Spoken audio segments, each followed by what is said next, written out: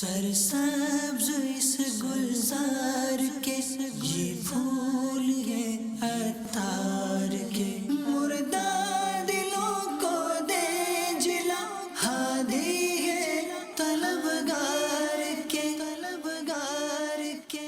الحمدللہ رب العالمین والصلاة والسلام علی سید المرسلین، اما بعد فاعوذ باللہ من الشیطان الرجیم، بسم اللہ الرحمن الرحیم، الصلاة والسلام علیک یا رسول اللہ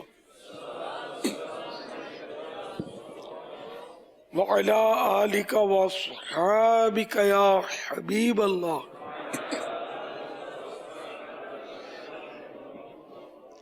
الصلاة والسلام علیک یا نبی اللہ وعلی آلک واصحابک یا نور اللہ۔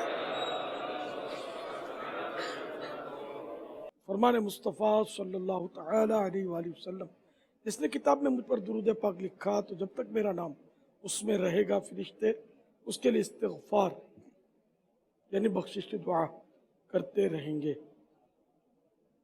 صلو علی الحبیب صلی اللہ تعالی علی محمد۔ سوال یہ، نماز میں اور حج میں اور جتنے بھی نیک کام ہیں اس میں خشوع اور خضوع کس طرح پیدا کیا جائے، اور سنت غیر موقدہ یہ پڑھنے کا جذبہ کس طرح ملے؟ ثواب پہ نظر رکھیں گے، فوائد پر نظر رکھیں گے، عاشقان رسول کی صحبت ملے گی، مطالعہ ہوتا رہے گا تو انشاءاللہ کوشش بھی ہو، دعا بھی ہو، یہ سب انشاءاللہ چیزیں حاصل ہوتی رہیں گی انشاءاللہ۔ محمد عادل اتاری پنجاب کے شہر لالہ مسا سے حاضر ہوں۔ سوال یہ تھا کہ اگر کسی کے والدین بیمار ہوں، فالج کے مرض میں مبتلا ہوں اور طہارت کے مسائل ہوں اور چلنے پھرنے کے مسائل ہوں اور وہ اصرار کریں حج پہ لے جانے کا، اس کے لیے کیا ارشاد فرمائیں گے آپ؟ اور والد صاحب بیمار ہیں گزشتہ 10 سال سے، آپ کے ساتھ 1996 میں سفر مدینہ میں تھے، حاجی مشتاق بھی ساتھ تھے، بہت یاد کرتے ہیں، ان کے لیے خصوصی دعا بھی فرما دیں، جزاک اللہ خیرہ۔ اب والدین یا والد یا ماں جیسا آپ بتا رہے ایسا معذور ہو جائے کہ اس کا بھی ہوش نہ ہو، استنجا کا بھی، تو وہاں لے کر تو بہت بڑی آزمائش ہو جائے گی۔ اب وہ طواف کعبہ تو مسجد الحرام تو مسجد نبوی، اب وہی پیار محبت سے کسی طرح بھی ان کو بس مطمئن تو شاید نہیں ہوں گے، لیکن اب ان کو لے جانا جو ہے نا، ان کو بھی بیچاروں کو مصیبت میں ڈالنا ہے اور خود کو بھی پریشانی میں ڈالنا ہے۔ صبر کریں، ان کو یہی تسلی دے گا اللہ آپ کو ٹھیک کر دے تو پھر چلیں گے، یہی ہو سکتا ہے۔ دعا بھی فرما دیں والد صاحب۔ اللہ شفا عطا فرمائے۔ اگر کوئی چوری کرے اور میں دیکھ رہا ہوں، کیا گناہ مجھے بھی ملے گا؟ چوری کرے اور آپ دیکھ رہے ہیں، اس میں یہ کہ اگر آپ اس کو روک سکتے ہیں جو اس گناہ سے ظن غالب ہے کہ آپ روک سکیں گے اس کو تو روکنا چاہیے۔ اور اگر ایسا نہیں ہے، جیسے کہ آپ مسلح آدمی ہے، کسی سے گن پوائنٹ پر موبائل چھین رہا ہے، تو آپ کو کیوں گناہ ملے گا؟ دیکھ رہے ہیں تو ارے آپ اس کو روکیں گے تو آپ پر ہو سکتا ہے فائر کر دے، ایسے موقع پر تو روکنا واجب نہیں ہوگا۔ صلو علی الحبیب صلی اللہ تعالی علی محمد۔ یہ ارشاد فرمائیں کہ حج کے اندر اللہ تبارک و تعالیٰ نے بالخصوص قرآن پاک میں حکم فرمایا لا جدال فی الحج، حج میں جھگڑا نہیں، تو اس جھگڑے سے کیا مراد ہے اور اس سے کیسے بچا جا سکتا ہے کہ وہاں پر بھیڑ بھی ہوتی ہے اور بہت آزمائش ہوتی ہے، اس پہ ذرا روشنی ڈال دیں۔ سورۃ البقرہ کی آیت نمبر 197 میں ہے فلا رفث ولا فسوق ولا جدال فی الحج، عورتوں سے صحبت کا تذکرہ نہ ہو، گناہ نہ کریں اور جھگڑا نہ کریں حج میں۔ یہ آیت اگر یاد کر لیں آپ تو حج کے دنوں میں جو ایام حج تو 5 ہیں، جب حج کا احرام باندھیں، غصہ آئے، کوئی جھگڑا ہو یا گناہ کرنے کو جی چاہے، اس وقت سر کو جھکا کر دل کی طرف دل قلب پر وہ توجہ دے کر یہ آیت پڑھے. اس کے بعد لا حول ولا قوت الا باللہ العلی العظیم یہ 2 بار پڑھ لے تو انشاءاللہ یہ کیفیت جو ہے جھگڑے کی یا گناہ کی وغیرہ وہ جاتی رہے گی.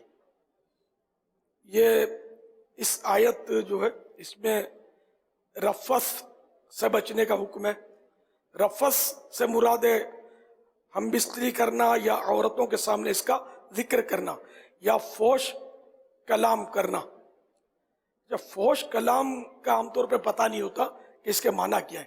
فوش مانے فحاشی یا فوش کلام. اس کے معنی یہ ہوتے ہیں کہ اس طرح کی بات چیت کرنا جس سے وہ گندی لذت، وہ جس کا تذکرہ میں نے پہلے کیا، اس طرح کی لذت پیدا ہو. یہ عام طور پہ جیسے تیری شادی میری شادی یہ نوجوان آپس میں کر رہے ہوتے ہیں، اس میں اس طرح کی لذتیں. یہ فوش کلام جو ہے یہ بہت بڑی برائی ہے. ان چیزوں کی وہ حج میں ایک تو ممانت اس سے بچے. البتہ نکاح کر سکتا ہے. پھر اس میں آیا ولا فسوق، فسوق سے بچنا. فسق کی جمع ہے فسوق. تو فسق کے معنی ہے گناہ اور برائی کے کام. پھر اس میں ایک جدال سے بچنا، ولا جدال، جدال سے بچنا. جدال سے مراد ہے اپنے ہم سفروں سے یا خادموں سے یا غیروں کے ساتھ جھگڑنا. یاد رہے گناہ کے کام اور لڑائی جھگڑا تو ہر جگہ ہی ممنوع ہے، لیکن چونکہ حج ایک عظیم اور مقدس عبادت ہے اس لیے اس عبادت کے دوران ان سے بچنے کی بطور خاص تاکید ہے. تفسیر صراط الجنان سے یہ مختصر تفسیر پیش کی گئی. صلو علی الحبیب صلی اللہ تعالی علی محمد. یہ ارشاد فرمائیے کہ تلاوت قرآن پاک میں کس طرح دل لگے، کس انداز سے اس میں دل جمعی ہمیں حاصل ہو. تلاوت کرتے رہیں دل لگے یا نہ لگے. دل نہیں بھی لگتا اور کوئی تلاوت کر رہا ہے اپنے آپ کو زبردستی اس کی طرف آمادہ کر رہا ہے تو یہ بھی ثواب کا کام ہے. اور یہ بھی ایک سمجھو کہ یہ بھی تو اس کا اخلاص ہے نا کہ اللہ کے کلام سے اس کو محبت ہے اور نفس پر بڑا اس کو گراں گزر رہا ہے. تو جو عمل نفس کو جتنا گراں گزرے گا اتنا ہی قیامت کے روز نیکیوں کے پلڑے میں وزن دار ہوگا. یہ تلاوت چھوڑنی نہیں چاہیے. اب جیسے کہ حج میں مزہ بہت آتا ہے، مدینہ شریف میں لطف آتا ہے، تو ایک تعداد ہو سکتا ہوگی کہ جو اس لیے حج کے لیے جاتی ہوگی. ہر سال پیسے والے لوگ ہیں وہ حج کر رہے ہوتے ہیں، مدینے میں بھی وقت گزار رہے ہوتے ہیں. پھر یہ کہ رمضان المبارک میں بھی عمرہ کی سعادت حاصل کر رہے ہوتے ہیں. اب کیا مزہ بہت آتا ہے وہاں، مزہ ہوتا ہے. دوستوں سے کوئی کام دھندا نہیں ہوتا، وہاں فارغ ہوتے ہیں، دوستوں سے ملاقات اور مطلب بیٹھکیں یہ ہوتی ہیں. اب ایک تو مزہ لینے کے لیے حج یا عمرہ کرتا ہے کہ مزہ آئے گا. ایک یہ کہ بوڑھا آدمی جس کے مطلب جوڑ میں تکلیف ہے اور اب گھسٹتا ہوا مر کھپ کر وہ پہنچتا ہے اور اس کو مزہ نہیں آ رہا لیکن وہ حج کر رہا ہے، تکلیف اٹھا رہا ہے. ان دونوں میں بڑا فرق ہے. میں نے اپنے دل کو یہی ڈھارس دی ہوئی ہے کہ شاید میرا حج تو اب ہے، اس سال شاید پچھلے سال بھی میرا حج میرے لیے تھا. پہلے تو ہمت تھی، پھر وہ 17-16 سال کے بعد جو گئے نا تو جو کیفیت تھی میری میں جانتا ہوں، اور اس بار اس سے بھی ڈاؤن ہے. تو اللہ کرے ہمت آ جائے انشاءاللہ، رحمت سے انشاءاللہ حج بھی ہو جائے گا انشاءاللہ. بچے دارالمدینہ میں پڑھتے ہیں میٹرک کی کلاس میں، ان کے حوالے سے عرض کرنی تھی کہ ان کو درس نظامی کرائی جائے یا اگر میڈیکل کے قابل ہو ان کو میڈیکل کی طرف لے جایا جائے. ان کو درس نظامی کا قابل بنا لیا جائے. زیادہ ذہین جو ہے وہ میڈیکل میں جاتا ہے. ظاہر سائنس اور میڈیکل میں لیتے اسی کو جن کی ایک کیٹیگری ہوتی ہے، ان کے مارکس اتنے ہونے چاہیے کہ اس کو داخلہ ملے. ہر ایک کو داخلہ نہیں ملتا. تو اگر اتنا قابل ہے اور وہ رائے خدا میں دے دیا جائے. اب وہ جو نکم میں ہوتے ہیں بالکل اکھڑ قسم کے, وہ تو مولویوں کے کھاتے میں ڈال ہی دیا جاتے ہیں. یہ سنبھلتے نہیں ہے, اسکول بھی نہیں پڑھتے, اب اس کو مولانا سنبھالے. یہ جو اچھا ہے نا ہوشیار, یہ مولاناؤں کے کھاتے میں ڈالے, اب علم دین پڑھائیں مطلب. اور جو نہیں ہے ہوشیار, اس کو بھی مولانا کو سونپ دیں, شاید ہوشیار ہو جائے, علم دین پڑھے. حضور یہ ارشاد فرمائے اگر کوئی طواف کے پھیرے یا سعی کے پھیرے بھول جائے تو وہ کیا کرے؟ یہ رفیع الحرمین پیج نمبر 276 پر ہے. اگر دوران طواف پھیروں کی گنتی بھول گئے یا تعداد کے بارے میں شک واقع ہوا, اس پریشانی کا کیا حل ہے؟ جواب: اگر یہ طواف فرض مثلا عمرے کا طواف یا طواف زیارت یا واجب مثلا طواف وداع ہے تو نئے سرے سے شروع کیجئے. اور اگر کسی ایک عادل شخص نے بتا دیا کہ اتنے پھیرے ہوئے, تو اس کے قول پر, اس کے کہنے پر عمل کر لینا بہتر ہے. اور 2 عادل نے بتایا تو ان کے کہے پر ضرور عمل کرے. اور اگر یہ طواف فرض یا واجب نہیں, مثلا طواف قدوم کہ یہ قارین و مفرد کے لیے سنت موقدہ ہے, یا کوئی نفل طواف ہے, تو ایسے موقع پر گمان غالب پر عمل کیجئے. عاشقان رسول رفیق الحرمین میں صفحہ نمبر 260 سے صفحہ نمبر 336 تک حج کے متعلق سوال جواب ہیں, جن کی عام طور پہ حجیوں کو ضرورت رہتی ہے, تو اس کا تو خاص طور پر مطالعہ فرمائیے گا. صلو علی الحبیب صلی اللہ تعالی علی محمد. کئی لوگوں سے سنا ہے کہ مسجد عائشہ سے عمرہ کرنا پیارے محبوب صلی اللہ علیہ وسلم سے ثابت نہیں. کچھ لوگ کہتے ہیں بی بی عائشہ صدیقہ رضی اللہ تعالی عنہ, انہوں نے یہاں سے احرام باندھا تھا. سرکار نے ان کو حکم دیا کہ یہاں سے احرام باندھ لو, انہوں نے یہاں سے احرام باندھا تھا. اسی کی یادگار میں یہ مسجد عائشہ. افضل عمرہ کرنا مسجد جیرانہ سے ہے یا مسجد عائشہ سے؟ عمرے کا احرام باندھا جاتا ہے جو مکہ شریف میں, جیسے اب عمرہ کرنا چاہتے ہیں تو یہ احرام باندھیں گے حدود حرم کے باہر سے, کہیں سے بھی حدود حرم کے باہر کہیں سے بھی یہ عمرے کا احرام جا کر باندھ کر آ جائے. یہ ہے مسئلہ. اب مسجد عائشہ اور جیرانہ, یہ 2 مطلب, جیرانہ سے تو سرکار صلی اللہ تعالی علیہ وآلہ وسلم نے احرام باندھا ہے غزوہ حنین سے واپسی پر. تو یوں ادھر سے باندھنا یہ ایک یادگار ہے وہاں کی, یہاں بی بی عائشہ کی یادگار ہے. اگر مسجد عائشہ کے بجائے بالکل باہر سے کسی نے باندھا نیت کی تب بھی صحیح ہے. میدان عرفات سے بھی احرام کی نیت ہو سکتی ہے کہ میدان عرفات حدود حرم سے باہر ہے, اور مزدلفہ سے نہیں کہ یہ حدود حرم میں. اب کیا افضل ہے یہ تو کچھ اس کا پڑھنا یاد نہیں مجھے. یہ جو کہتے ہیں کہ یہاں سے عمرہ نہیں ہوتا احرام باندھ کے, کہاں سے؟ مسجد عائشہ سے. جو کہتے ہیں وہ ان کو غلط فہمی ہوگی, ایسا نہیں ہے. یہ حرم سے باہر ہے نا, یہ حدود حرم سے باہر ہے مسجد عائشہ. دنیا کر رہی ہے, تو پہلی بار میں سن رہا ہوں کہ ایسے لوگ بھی اب ہیں کہ جو منع کرتے ہیں. یہ بیچاروں کو غلط فہمی ہو گئی ہوگی. لاکھوں لاکھ عمرہ کر رہے ہوتے ہیں تو وہ ہاں سبھی کر رہے ہوتے ہیں, اور یہ ہے ہی حدود حرم سے باہر. حرم میں بیٹھ کر یہ ان وہ ایسے ہوں گے جن کو غلط فہمی ہو گئی. آج کل سوشل میڈیا پہ ایک یہ بہت چیز چل رہی ہے کہ وہ اللہ کو خدا نہیں کہنا چاہیے, اور یہ قرآن پاک سے ثابت ہے. ایسی باتیں سوشل میڈیا پہ کافی چل رہی ہیں, تو آپ اس کے بارے میں. قرآن سے ثابت ہے کہ خدا نہیں کہنا چاہیے. جی, کون سی آیت لکھی ہے انہوں نے؟ یہ سوشل میڈیا پہ یہ نہیں, کون سی آیت لکھی ہے کہ جس میں خدا کو کہنا منع ہے؟ آپ کو یہ یاد نہیں ہوگا. یہ سوشل میڈیا کا ہم نے تو زمانے سے ایک طبقہ ہے, بس وہ کہتا ہے خدا نہیں کہنا چاہیے. یہ بتاؤ اللہ کو پالنے والا کہنا چاہیے کہ نہیں؟ اللہ ہمارا ہم کو پالنے والا ہے, परवरदिगार के माना ही ना पालने वाला, तो परवरदिगार ये भी अरबी लफ्ज नहीं है, रब का तर्जमा है परवरदिगार। तो बहरहाल ये कि हमारे उलमा खुदा कहते आ रहे हैं सदियों से। अब ये कोई नया बस निकला कोई फिरका ही है शायद, वो जो ऐसी बातें कर रहा है, और ये गलत कहता है। खुदा कह सकते, जो उलमा खुदा कहते हैं वो ज्यादा मसला जानते होते हैं।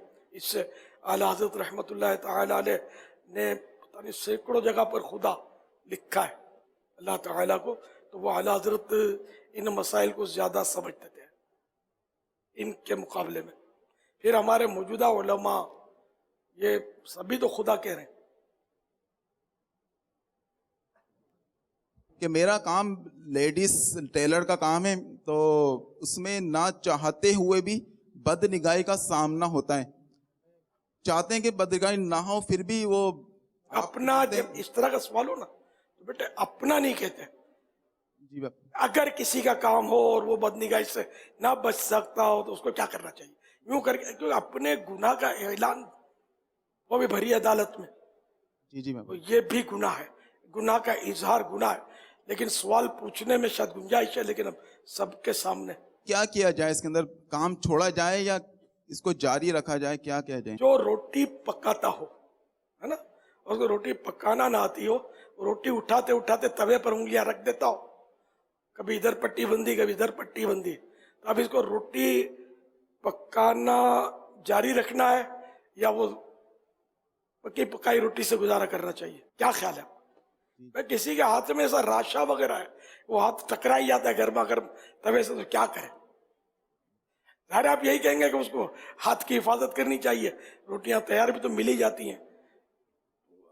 इससे बेटे गुनाह से बचना तो पड़ेगा ना, जब निगाहों की हिफाजत हो ही नहीं सकती तो बचना पड़ेगा। ये उज़्र नहीं चलेगा कि मैं बच नहीं सकता था, मुझसे रहा नहीं जाता था।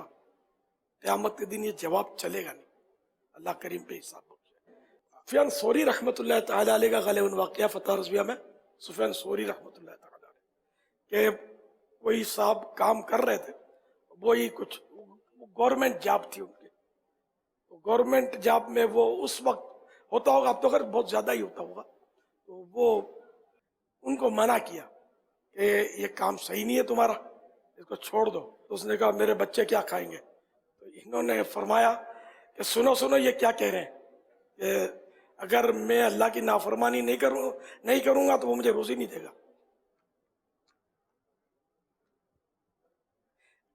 समझे ना, कि मैं अल्लाह की नाफरमानी छोड़ दूंगा तो वो मुझे रोजी नहीं देगा, तो इसलिए मैं नाफरमानी करूंगा तो ही रोजी मिलेगी, गुनाह करूंगा तो ही रोजी मिलेगी, गुनाह के बगैर मुझे रोजी नहीं मिलेगी, अल्लाह नहीं देगा रोजी। इस तरह उसको चोट मारी आपने। तो इसलिए मतलब ये कि एक दर बंद हजार दर खुले, नीयत साफ मंजिल आसान। बहुत सारी अब तो कैपिटल भी आपने शायद जमा कर ली होगी, तो उसी से कोई छोटा मोटा काम हो सकता है, करना चाहे तो। आप दुआ फरमा दीजिए। अल्लाह करम फरमा दो। आप सीरियस लेंगे तो होगा, 1 2 3 करना पड़ेगा। ये ऐसे काम वैसे नहीं छूटते। जैसे कि वो एक बंदा कीचड़ में फंस गया था, तो अब वो बेचारा यूं यूं करे और निकल नहीं पा रहा था, कोई दूसरा निकला, उसने पिस्टन ताकी कि तू अब तकलीफ से मरेगा कीचड़ में, तो मैं तेरा मसला हल करता हूँ, जल्दी मर जाएगा। उसने यूं किया, जोर लगा और भागा, उसने पिस्टन फेंक दी और हंस के बोला कि तुम सीरियस नहीं थे निकलने में, यूं आहिस्ता आहिस्ता तरकीब कर रहे थे, इसलिए मैंने तुमको डराया, तो देखो निकल गए ना तुम। सल्लु अलल हबीब सल्लल्लाहु तआला अला मुहम्मद। आपकी बारगाह में मेरा सवाल ये अर्ज था कि अगर किसी शख्स के पास असबाब बन गए हैं हज के, और वो इस वजह से हज नहीं करता कि मैं वालिदैन के साथ हज करूँगा, यानी कि मैं करूँगा तो माँ बाप के साथ हज करूँगा, अभी नहीं करता, तो अब क्या वो गुनाहगार होगा? हज फर्ज हो गया तो माँ बाप इजाजत न दें तब भी जाना होगा, बिला वजह ताखीर गुनाह। सल्लु अलल हबीब सल्लल्लाहु तआला अला मुहम्मद। अस्सलामु अलैकुम व रहमतुल्लाहि व बरकातुहू। वालेकुम अस्सलाम व रहमतुल्लाहि व बरकातुहू। नवाजिश खान KPK के शहर रहमताबाद एबटाबाद से हाजिर हुआ हूँ दर्जा दुरतुल हदीस के अंदर। मेरा सवाल अर्ज ये है کہ یا مرشدی جس طرح سے ستر کے اندر عورت کے ستر میں شامل ہے بالوں کا چھپانا، اگر بالوں کی سیاہی نظر آ رہی ہو تو اس کی نماز نہیں ہوتی، اسی طرح آج کل باریک کپڑے چلے ہوئے ہیں، تو باریک کپڑے پہنے ہوتے ہیں تو کچھ اسلام بھائیوں نے، تو جس کی وجہ سے ستر کا حصہ کمر سے کچھ نظر آتا ہے، آزار جو ہوتا ہے وہ نیچے ہوتا ہے، تو ایسی صورت میں آپ کی بارگاہ میں عرض ہے کہ کیا وہ جسم کی رنگت نظر آنے کی صورت میں نماز ہو جائے گی؟ یہ مسئلہ تو ہے، آج کل تو مہین کپڑے، باریک کپڑے عیسائی بھائی پہنتے ہیں، اور تعداد ہے جن کے ہوتے ہیں اس طرح کے. غور سے دیکھنا نہیں چاہیے، بس یہ ہے کہ ان کی رانیں چمک رہی ہوتی ہیں، تو ظاہر ہے کہ اب رانیں چمک رہی ہیں تو نماز تو نہیں ہوگی. ہاں اگر کرتا لمبا ہے اور وہ رانیں اگرچہ کپڑا باریک ہے تو اس میں ڈھک گیا تو نماز ہو جائے گی.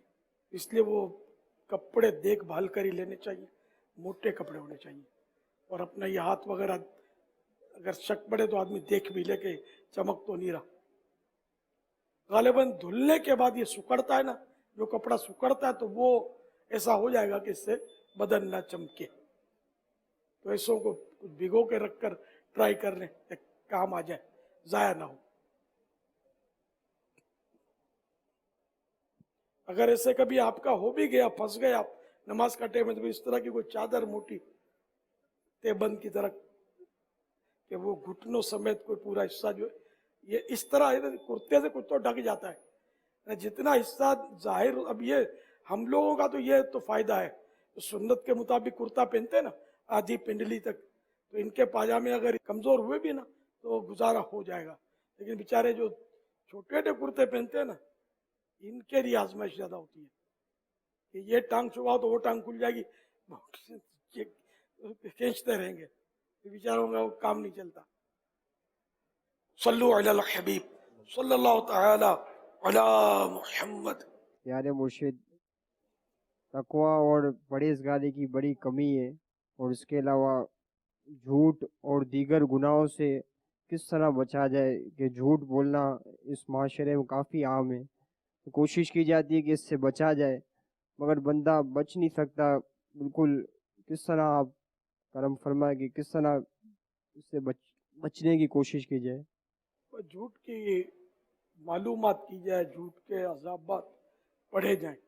بہار شریف کے 16ویں حصے میں جھوٹ کا باب ہے، تو ان سے یہ جب پڑھیں گے تو اس سے زیادہ ذہن بنے گا اور بچنے کا مطلب سلسلہ ہوگا. معلومات حاصل کریں اس کے لیے. اس میں بھی ہے یہ جہنم کے خطرات، اس میں بھی ہے جھوٹ کا باب. احیاء العلوم 3 جلد میں تو کافی اس میں وسیع میرا خیال ہے باب ہے اس کا، کافی اس میں جھوٹ کے تعلق سے مواد ہے. یہ مطالعہ کرنے سے ہی ہوگا. ظاہر مطالعہ کرے، ایسوں کی صحبت اختیار کرے جو جھوٹ سے نفرت کرتے ہیں، بچتے ہیں.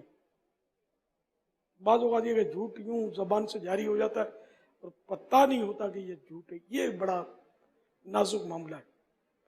یہ عام روٹین ہوتی ہے اس کی، اور بندہ وہ جھوٹ بول رہا ہوتا ہے. تقویٰ اور پرہیزگاری کس طرح اس کے بارے میں بھی معلومات حاصل ہو، پھر متقی پرہیزگار کی صحبت حاصل ہو تو یہ بھی حاصل ہو جائے گا انشاءاللہ. احیاء العلوم کا مطالعہ کریں، منہاج العابدین پڑھ لیں، انشاءاللہ اس طرح کافی ہے کہ تقوی کے تعلق سے مواد ہے. یا مرشدی یہ ارشاد فرمائیے، اگر کسی پیر صاحب کا مرید کوئی بیماری ہے یا گھریلو پریشانی ہے یا کاروباری پریشانی ہے، تعویذات وغیرہ لے چکا ہو، دم وغیرہ کروا چکا ہو، پھر بھی اس کو شفا نہیں ملتی، تو وہ کسی سنی عامل جو شریعت کے دائرے میں رہتے ہوئے تعویذات وغیرہ کی ترکیب کرتے ہیں، ان کے پاس جا سکتا ہے یا نہیں جا سکتا، اور طریقت میں اس کے حوالے سے کیا ہے؟ ڈاکٹروں کے پاس بھی تو جاتے ہیں، حکیموں کے پاس بھی جاتے ہیں، علاج تو کرواتے رہتے ہیں. تو اگر دوسرے کسی عامل کے پاس چلا گیا تو پیر کا عامل ہونا ویسے بھی شرط نہیں ہے کہ پیر وہی ہو جو تعویذ دھاگے کرتا ہو. پیر نہیں کرتا تعویذ دھاگے، दूसरे के पास जाने में कोई हरज नहीं। इससे कोई असर तो नहीं पड़ेगा मुरीद की तरीक़त के ऊपर? पढ़ना तो नहीं चाहिए बज़ाहिर तो। और अगर कोई ये कहता है कि नहीं मैं तो अपने पीर साहब के ही पास जाऊंगा, और कोई उसको कहता हो कि वहाँ चले जाओ, फलां आमिल के पास चले जाओ, बोलता बस मुझे जो कुछ मिलना है अपने पीर से मिलना है, मुझे किसी और के पास नहीं जाना। ये होती है बाद लोगों की नेचर, लेकिन यार वो तो डॉक्टर के पास भी तो जा रहे होते हैं ना, हकीम के पास जा रहे होते हैं, फिजियोथेरेपिस्ट के पास जा रहे होते हैं, होम्योपैथिक डॉक्टर के पास जा रहे होते हैं। तो इलाज तो करवाने के लिए उन डॉक्टरों के पास जाते हैं, बोलते हैं हम दम किसी और से नहीं करवाएंगे। अब ये अपनी बस वो है लॉजिक इनकी, बाज दीवानों की, जो मेरे ख्याल में ऐसा नहीं होना चाहिए, इलाज करवा लेना चाहिए। जज़ाकल्लाहु खैरा। जिस तरह इन्होंने फरमाया कि सुन्नी आमिल के पास जाके वहाँ से इलाज करवा ले, अब बाज़ों का जिस तरह आमिलीन की जो ख़राबियाँ आम तौर पे जो बयान की जाती हैं या होती हैं, तो अगर कोई जैसे इन्होंने दूसरी सूरत बयान की कि अगर कोई ऐसा है कि वो नहीं जाता एक को छोड़कर। सर ये तो आपकी बात में तो आमिलों में तो खराबियों का पूरा रजिस्टर बनता है। हर आमिल खराब नहीं है, लेकिन खराबियां पाई जा रही हैं। और फिर मुसीबत ये है कि ये आमिल जो या एक तो मरीज जो जाता है ये अक्लमंद नहीं होता, इसने बोलना होता है मैंने तो पीर साहब से भी ताबीज़ लिया, मुझे कोई फ़ायदा नहीं हुआ। अब आमिल अगर थोड़ा जेलिस होता है ना तो मुँह फट, तो आमतौर पर मुँह फट होते हैं, तेरे पीर को आता है कि हम तो जानते हैं, फिर ये पीर साहब की करेगा बुराई।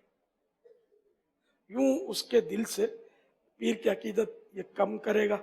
प्लस अगर इसका तावीज़ चल गया, तावीज़ तो शिफा तो अल्लाह देता है, तावीज़ क्या देगा यार, हकीकत में अल्लाह शिफा देता है। काफिर डॉक्टर से भी बंदा इलाज करवाता है, शिफा तो मिल जाती है ना, तो डॉक्टर ने थोड़ी शिफा दी है, रब ने चाहा शिफा हो गई, वो नहीं चाहेगा तो नहीं होती शिफा। अब इसका तावीज़ या दम चल गया, अब ये हुआ अपने पीर के खिलाफ। तो मेरे भाई पीर का काम तावीज़ धागे नहीं, तावीज़ धागे करना नहीं है, पीर के शराइत और हैं। मैंने जो मसला बताया वो गलत नहीं था, ज़ाहिर शरअन तो मना नहीं है, लेकिन ये कि जाग कर कम अज कम ये कि अपने पीर का तस्करा ना करें, यह है कि अपने पीर की बात ना करें। ये बोलते बल्कि किसी और आमिल का बोलना कि मैंने उससे इलाज करवाया, इससे इलाज करवाया और अब आपके पास आया हूँ, तो ये दो आमिल थे या जो भी थे, डॉक्टर का कहना कि आप मैं फुला डॉक्टर से इलाज करवाया अब आपके पास आया हूँ, तो वो डॉक्टर डिग्रेड तो होगा ना, फिर उसको बुरा भी लगेगा, शर्मिंदा होगा, उसको पता चलेगा कि आपने फुला को बोल दिया कि मैंने इसका इलाज करवाया। तो भाई तो डॉक्टर ने कब दावा किया कि मैं शिफा दे सकता हूँ, मैं देता हूँ। इसी तरह डॉक्टर हकीम का नाम लेकर तस्करा नहीं करना चाहिए। बहुत तो ये कह के मैंने और डॉक्टरों से भी इलाज करवाया है, जबकि करवाया हूँ, नाम ना बताए, वो नाम बोले तो भी ना बताए उसको, ताकि वो बेचारा डिग्रेड ना हो। तो इस तरह आमिल तो ये खराबियां तो हैं आमिलों में कि वो पीरों की बुराई करते, उलमा की बुराई करते, सब नहीं लेकिन कुछ होते हैं ऐसे उलमा की कि हम फ़कीर हैं, ये मौलवी है, फ़कीर और मौलवी की तो पुरानी जंग है वगैरह वगैरह, तुम्हारा पीर तो मौलवी है, फ़कीर नहीं है, सो क्या पता कि ये इलाज कैसे हो सकता है या वो मसला कैसे हल हो सकता है। तो इस तरह की बातें करता हो तो फिर मर जाना अच्छा है। अगर अपना पीर जामे शराइत है तो मुरीद का मतलब है बिक जाना, बैअत होना यानी बिक जाना। तो फिर बंदा ये कि वो जाए नहीं कि मेरे पीर की अकीदत कम हो जाएगी तो फिर ना जाए। ये तो है हमारे यहाँ पीरों का या जो भी निज़ाम है वो जिस तरह का भी चल रहा है, अल्लाह ताला लाज रखे कि हम लोग जो ये अपने बुजुर्गों की कमाइयाँ खा रहे हैं, हमारी अपनी कोई तरबियत नहीं है, अपने अंदर कोई तसव्वुफ नहीं, कोई तरीक़त ऐसी वो ख़ास है नहीं, मतलब तो इसलिए हम लोग क्या वो ये इन अवारिस में मुब्तला हो जाते हैं, हसद, तकब्बुर, जेलेसी मीनिंग हसद, और इस तरह के जो अवारिस हैं ये मौलिक आते हैं, बंदे को हलाक कर देते हैं। इस तरह के अवारिस बहुत पाए जाते हैं। लेकिन मैं जब भी कहता हूँ ना तो ये एक महदूद बात होती है, लिमिटेड बात होती है, ये हर फर्द के लिए नहीं होती। तो सब ना आमिल बुरे, ना सब पीर खराब, ना सारे पीर खाने खराब। मैं एक जनरल बात कर रहा हूँ कि आजकल वो सूरतें इन्हें कम रह गई हैं कि जो किताबों में लिखा होता है। حضور آپ کی بارگاہ میں سوال عرض یہ ہے کہ کیا حضور غوث اعظم سید عبد القادر جیلانی رحمۃ اللہ تعالی علیہ کے علاوہ بھی کوئی غوث اعظم گزرے ہیں؟ پہلے غوث اعظم امام حسن مجتبہ رضی اللہ تعالیٰ عنہ، دوسرے غوث اعظم امت میں ہوئے ہمارے غوث پاک شیخ عبد القادر جیلانی، امام حسن مجتبہ بھی ہمارے ہیں۔